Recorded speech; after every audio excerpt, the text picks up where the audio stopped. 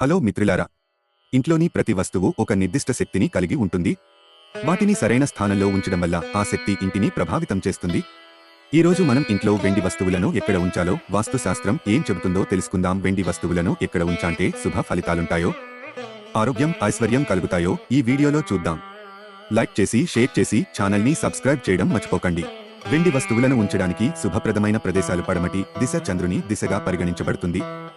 వెండికి అధిపతి చంద్రుడు కాబట్టి వెండి వస్తువులను ఈ దిశలో ఉంచడం చాలా శుభప్రదంగా ఉంటుంది. సంపద శాంతిని కలిగిస్తుంది. ఈ దిశ కూడా వెండి వస్తువులకు అనుకూలంగా పరిగణించబడుతుంది. ఇది లక్ష్మీదేవిని సూచిస్తుంది మరియు ఇంట్లో శ్రేయస్సు వృద్ధిని తీసుకువస్తుంది. తూర్పు దిశ సూర్యుని దిశ. వెండి సూర్యునికి సంబంధించిన లోహం కాదు, అయినప్పటికీ ఈ దిశలో వెండి వస్తువులను ఉంచడం వల్ల ఆరోగ్యం విజయం లభిస్తాయని నమ్ముతారు. వెండి వస్తువులను ఉంచడానికి అశుభప్రదమైన ప్రదేశాలు నైరుతి దిశ. ఈ దిశ రాక్షసులకు సంబంధించినదిగా పరిగణించబడుతుంది. దిశలో వెండి వస్తువులను ఉంచడం వల్ల ఆర్థిక ఇబ్బందులు, అనారోగ్యం వంటి సమస్యలు రావచ్చు.